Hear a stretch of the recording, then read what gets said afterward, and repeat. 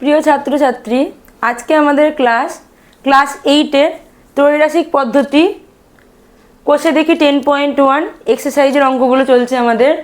অধ্যায় 10 10 নম্বর অধ্যায়ের অঙ্ক নম্বর 5 আজকে আমরা করব। তো 5 নম্বর অঙ্ক কি বলছে? মঙ্গলপুর গ্রামের একটা আশ্রয় শিবিরে 4000 জন লোকের 9 দিনের খাবার মজুদ ছিল। 3 দিন পর 1000 জন লোক চলে গেল, অন্য জায়গায় চলে গেল। যারা রয়ে গেল তাদের অবশিষ্ট খাবারে আর কতদিন চলবে? টোটাল ছিল আমাদের 4000 জন লোক। টোটাল 4000 জন লোকের 9 দিনের খাবার মজুদ ছিল। তার মধ্যে কি বলছে? 3 দিন চলে গেল, 3 দিন পর 1000 জন লোক বেরিয়ে গেল। তাহলে 3 দিন আমাদের যেমনকার তেমনিই চলেছে। 3 দিন যেমনভাবে চলার তেমনিভাবেই চলেছে আমাদের। তাহলে 3 দিন পর আর পড়ে থাকলো কদিন? 6 দিন পড়ে থাকলো। আমি যদি 9 থেকে 3 বাদ দিই তাহলে 6 দিন অবশিষ্ট থাকলো। তাহলে এই 6 দিন যদি 4000 জন লোক সবাই থাকতো তাহলে এই 6 দিন আরামসে চলে যেত তাদের। 6 দিন পর খাওয়ার শেষ হয়ে যেত। কিন্তু দেখা গেল যে 1000 জন লোক এখান থেকে বেরিয়ে গেছে। 1000 জন লোক এখান থেকে বেরিয়ে গেছে। এবার 1000 জন লোক বেরিয়ে গেলে পড়ে থাকবে কতজন লোক? 3000 জন লোক পড়ে থাকবে এখন। তাহলে নিশ্চয়ই 3000 জন লোক সমস্ত খাবারটা 6 দিনে শেষ করতে পারবে না। তাহলে কি ঘটনা ঘটলো? 4000 জন লোক, যদি 4000 জন লোক সবাই থাকতো তাহলে 6 দিন চালাতে পারতো সেই খাবারটা। এখন 1000 জন লোক বেরিয়ে গেছে, তাহলে 3000 জন লোক পড়ে আছে। তাহলে তারা কদিন চালাবে? এটা আমাদের কোশ্চেন। 4000 জন লোক যদি 6 দিন চালাতো খাবারটা, তাহলে 3000 জন লোক বেশি দিন চালাবে, কারণ 3000 জন লোকের খাবারের পরিমাণ কমে যাবে, পার ডে খাবারের পরিমাণ কমে যাবে।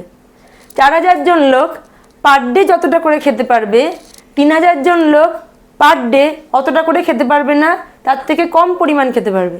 তাহলে প্রত্যেক দিন একটু একটু করে, এই 6 দিনের মধ্যে প্রত্যেক দিন একটু একটু করে খাবার সেভ হচ্ছে আমাদের। তাহলে ওই সেভ করা খাবারগুলো আমাদের আরও বেশি দিন চলবে।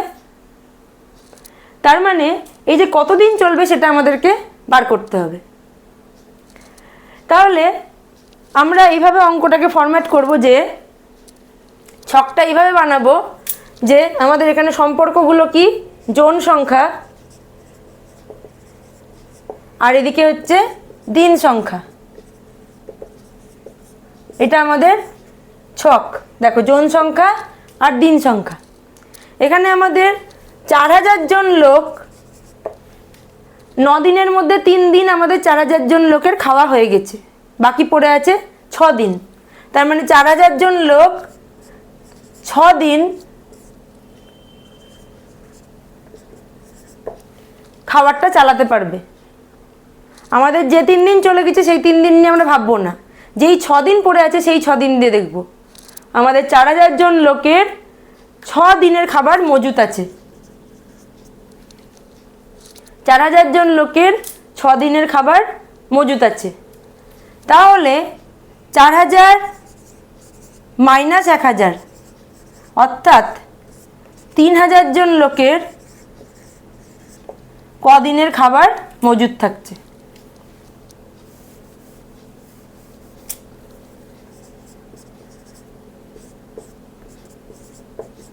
দেখো, এটা আমাদের ছক হলো।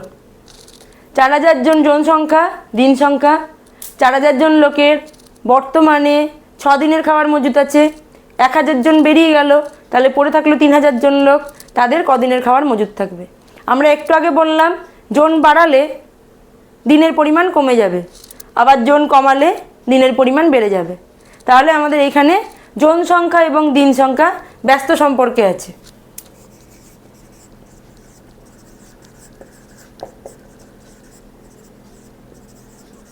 ব্যস্ত সম্পর্কে আছে, অর্থাৎ আমরা যদি অ্যারোটা নিচ থেকে উপরে পাঠাই এখানে, তাহলে এখানকার অ্যারোটা ওপর থেকে নিচে যাবে। তাহলে এখানে আমরা x অজানা জায়গায় বসালাম, বাই 6, x বাই 6 সমান 4000 বাই 3000।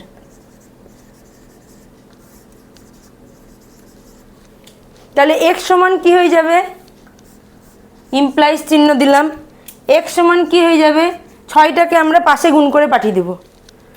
এখানে দেখো 3টে শূন্য আমরা উপর নিচে কেটে দিতে পারি, তাহলে 4/3 পড়ে আছে এখন। তাহলে 4/3 গুণ, এখানে আমি 6টাকে পাশে পাঠিয়ে দিলাম গুণ করে, 3 দুগুণে 6, তাহলে 4-এর সঙ্গে 2 গুণ করলে 8। এই 8টা আমাদের কি আসবে, দিন আসবে। এই যে এখানে আমাদের 8 বসবে। তার মানে কি হয়ে গেল, যারা রয়ে গেলেন অর্থাৎ 3000 জন রয়ে গেলেন, তাদের অবশিষ্ট খাবারে 8 দিন চলবে। তাহলে আজকের এই ভিডিওটা আমাদের এখানেই কমপ্লিট হলো।